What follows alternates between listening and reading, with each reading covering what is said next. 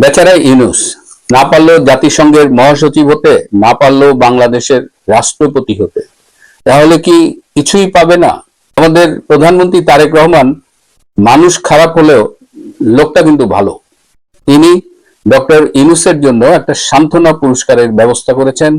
আজকে কি সেই পুরস্কার সেটা নিয়ে কথা বলবো। এছাড়া সেপ্টেম্বর মাসে জাতিসংঘের সাধারণ অধিবেশনের যে সভাপতি পদে নির্বাচিত হয়েছেন বাংলাদেশের পররাষ্ট্রমন্ত্রী ডক্টর খলিলুর রহমান, তিনি নিউ ইয়র্ক যাবেন, কিন্তু এর সাথে তাকে একটি বাড়তি দায়িত্ব দিয়েছেন। দেখা যাবে তিনি সেই দায়িত্ব পালন করতে পারেন কিনা। গতকাল মন্ত্রী পরিষদের রদবদল হয়েছে, এর মধ্য দিয়ে বাংলাদেশের ইতিহাসে একটি রেকর্ড সৃষ্টি হয়েছে। এছাড়া ইসলামিক ন্যাটো বলে নতুন সামরিক জোটে বাংলাদেশ যোগ দেবে কিনা সেটা নিয়ে আলোচনা শুরু হয়েছে। আজকে এই সব বিষয় নিয়ে কথা বলবো, শেষ পর্যন্ত সাথে থাকবে। শুভেচ্ছা নেবেন। শুরুতেই বলছিলাম যে জাতিসংঘের মহাসচিব হওয়ার যে একটা ধুয়ো তুলেছিল, কিন্তু এই বছর জাতিসংঘের মহাসচিব হবে মূলত ল্যাটিন আমেরিকার থেকে। আপনি যদি জাতিসংঘের সাবেক সকল মহাসচিবের ডেটা অ্যানালিসিস করেন, কেউ কিন্তু নির্বাচিত হবার সময় 80 বছর কিংবা তার উপরে ছিল না। এবং বাংলাদেশ থেকে এবছর জাতিসংঘের মহাসচিব হওয়ার কোনো সুযোগই নেই। তারপরেও ডক্টর ইউনূস সেন্টার একটা অপপ্রচার রটিয়েছিল যে ডক্টর ইউনূস জাতিসংঘের মহাসচিব হবে। তো সেটা তো এখন সময়ের সাথে সাথে আলোচিত হয়ে গেছে যে ডক্টর ইউনূসের জন্য ওই পদটি নেই। কিন্তু সর্বশেষ চেষ্টা করেছিল রাষ্ট্রপতি হওয়ার জন্য, এবং গত বছর 13ই জুন যে লন্ডন বৈঠক হয়েছিল সেখানে কিন্তু তারেক রহমান তাকে কথা দিয়েছিল যদি শারীরিক মানসিকভাবে সক্ষম থাকে তাহলে তাকে রাষ্ট্রপতি করা হবে। তো তারেক রহমানও পল্টি দিচ্ছেন। তো এইটা নিয়ে আমি কয়েকদিন আগে বলেছিলাম যে একটি অসুখের নাটক করেছিলেন, একটা হাসপাতালে ভর্তি হয়েছিলেন, এবং তখন ইউনূস সেন্টার যখন বুঝে গেছেন যে কোনো দিক ভাবেই হচ্ছে না, তখন তারা এভাবে রটানো শুরু করলো যে ডক্টর ইউনূসের শরীরটা ভালো না, তিনি এসব বড় দায়িত্ব নিতে পারেন। তারেক রহমান তাকে সান্ত্বনা পুরস্কার দিচ্ছেন। মন্ত্রী পদমর্যাদায় তাকে উপদেষ্টা হিসেবে নিয়োগ করা হবে এবং তিনি অবৈতনিক হিসেবে কাজ করবেন, অর্থাৎ এই পদের বিপরীতে তিনি কোনো বেতন নেবেন না, তবে অন্যান্য সুযোগ সুবিধা নিরাপত্তা এগুলো পাবেন। এই উপদেষ্টার দায়িত্ব কি? অনেকগুলো দায়িত্ব তার উপরে।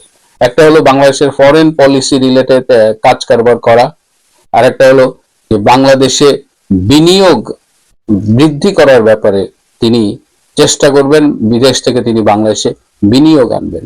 রোহিঙ্গা সমস্যার সমাধান তিনি বলেছিলেন যে আগামী ঈদ রোহিঙ্গারা তাদের মাতৃভূমিতে করবে, তো রোহিঙ্গা সমস্যার সমাধান তিনি করবেন এবং বাংলাদেশের ইমেজ বিল্ডিং এ ফান্ডিং করবার ব্যাপারে তিনি সরকারকে সহায়তা করবেন। এরকম গুরুত্বপূর্ণ দায়িত্ব দিয়ে তাকে সান্ত্বনা পুরস্কার দেওয়া হচ্ছে। অচিরেই তাকে উপদেষ্টা হিসেবে ঘোষণা করা হতে পারে।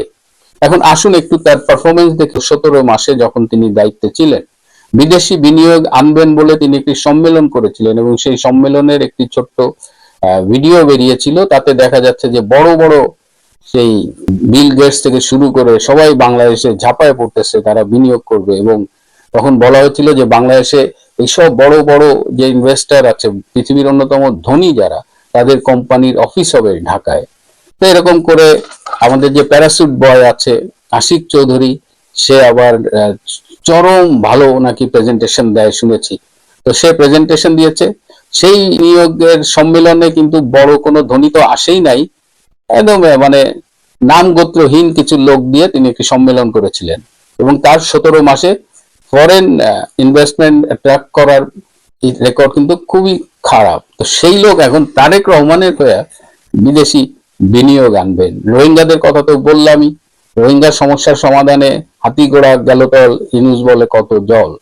পররাষ্ট্রনীতি নিয়ে তিনি কি করবেন, কিভাবে হেল্প করবেন, সেটা একটা বিষয়। আর বাংলাদেশের যে ব্র্যান্ডিং, নোবেল লরিয়েট হিসেবে ডক্টর ইউনূসের যে বিশ্বব্যাপী একটা গ্রহণযোগ্যতা ছিল, এখন যদি একটু খোঁজ নিয়ে দেখেন, সেই 000 বলে তিনি সারা পৃথিবীতে যেটা সেল করছেন এবং নিজের 17 মাসে যেটা টোটালি ফেল করছেন, সব মিলিয়ে তার ইমেজটা কিন্তু একদম তলানিতে। এই তলানির মাল, এই পচা মাল, তাকে নিয়ে তারেক রহমান কি অ্যাচিভ করবেন আমি জানি না। 1988 সালে জাতীয় কবিতা পরিষদের মঞ্চে বসে সেই সময় বিখ্যাত চিত্রশিল্পী কামরুল হাসান তিনি একটি স্কেচ করেছিলেন, সেখানে এরশাদের স্কেচ এঁকে বলেছিলেন, দেশ আজ বিশ্ব ব্যয়ের খপ্পরে। আর আজকে আমাদের